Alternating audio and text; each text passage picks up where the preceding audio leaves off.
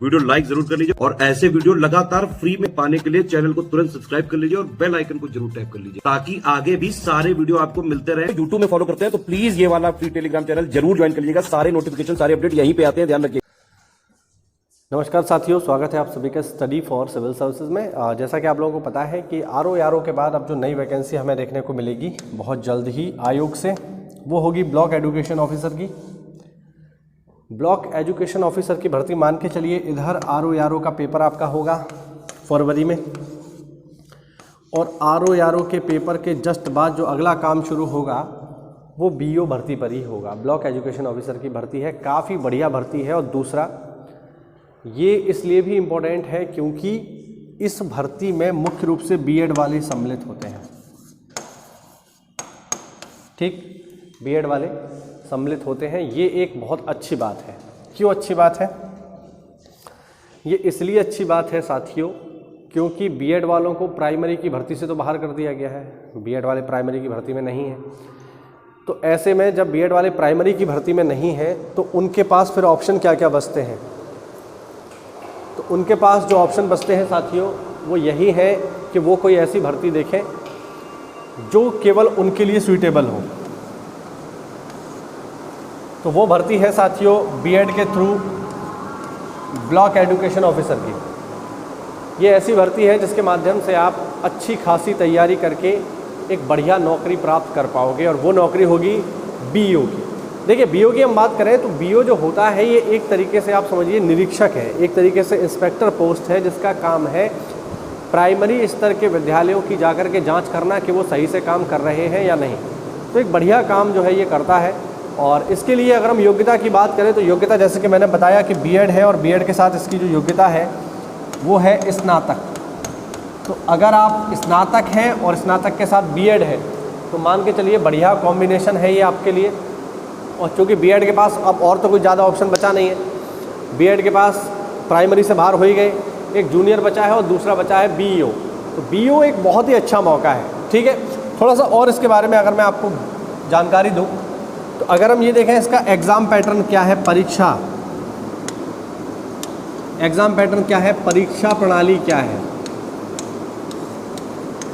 कि किस तरीके से इसका पेपर होगा। तो साथियों इसका जो पेपर है, जो इसकी परीक्षा प्रणाली है, ये 2 चरणों में होगी। पहली होगी प्री यानी प्रारंभिक परीक्षा,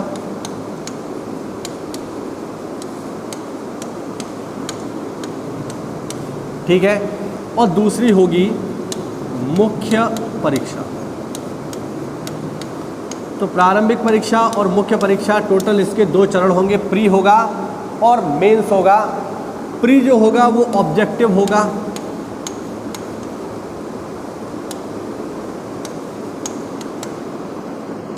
ठीक है, प्री जो होगा वो ऑब्जेक्टिव होगा, और मेंस जो होगा आपका वो होगा डिस्क्रिप्टिव। ठीक, तो इस तरीके से 2 चरणों में परीक्षा होगी। याद रखिएगा इस परीक्षा में इंटरव्यू नहीं होता है।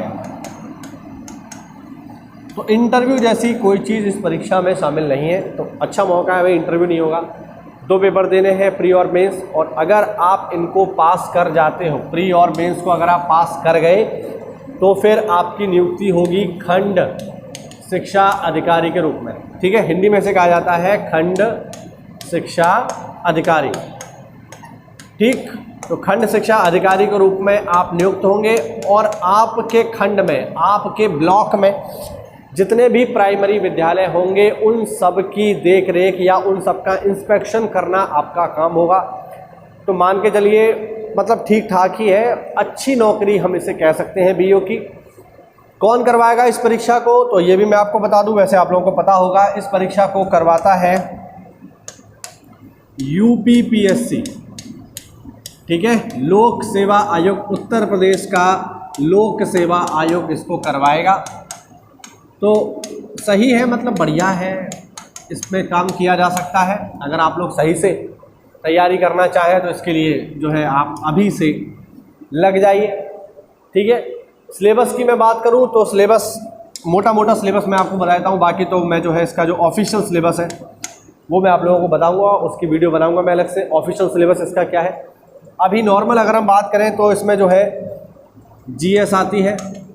जीएस के जो है 10 से 11 पॉइंट है, टोटल 11 पॉइंट है जो इसमें आपसे पूछे जाएंगे, जैसे हिस्ट्री हो गया, ज्योग्राफी हो गया, कॉन्स्टिट्यूशन हो गया, इसके अलावा इंडियन इकोनॉमी हो गया, ठीक है, साइंस प्लस टेक हो गया, ठीक, इसके अलावा करंट अफेयर हो गया, ठीक, हल्का फुल्का जो है रीजनिंग भी इसमें आता है, मैथमेटिक्स भी इसमें बेसिक जो है पूछ लेता है, ठीक है, हल्का फुल्का। ऐसा मत सोचना कि मैथमेटिक्स पूरा जो है एसएससी वाला आ रहा है, ऐसा नहीं है। बेसिक जो मैथमेटिक्स है वो यहाँ पर आ जाता है, तो वो पूछ लेता है, ठीक है। इसके अलावा हिंदी के भी जो है कुछ सवाल आपको यहाँ पर देखने को मिलते हैं। तो मोटा मोटा जो जीएस का जो फ्लेवर है यूपी पीएससी का, वहीं से सवाल आपको देखने को मिलेंगे, ठीक। तो इस तरीके के सवाल आपको देखने को मिलेंगे बीईओ के पेपर में। मैं प्रयास करूंगा कि इसका जो पुराना पेपर जो हुआ था 2016 के आसपास जो इसका पेपर हुआ था, ठीक है, मतलब 2016 में नहीं, 2019 के आसपास जो इसका पेपर हुआ था बीईओ का, उसको मैं यहाँ आपको एक बार दिखा दूँ, तो उससे जो है आपको ये आइडिया लग जाएगा कि किस तरीके की तैयारी जो है आपको करनी है बीईओ परीक्षा के लिए। बात समझ पा रहे हैं? तो कहने का अर्थ है कि इस परीक्षा के लिए अगर आप सीरियस हैं साथियों, आप वाकई में अगर तैयारी करना चाहते हैं, तो फिर जो है आज ही आप लोग जुड़ जाइए साथियों। आज ही आप लोगों को जुड़ जाना चाहिए स्टडी फॉर सिविल सर्विसेज से, ठीक है। आज ही जो है आप लोग स्टडी फॉर सिविल सर्विसेज से जुड़ जाओ, एससीएस से जुड़ जाइए। हम इसका प्रॉपर पेड बैच भी लेकर के आएंगे, ठीक है। और अगर आप पेड बैच में नहीं जुड़ना चाहते हो तो आप फ्री इनिशिएटिव के माध्यम से भी इसकी तैयारी कर लो।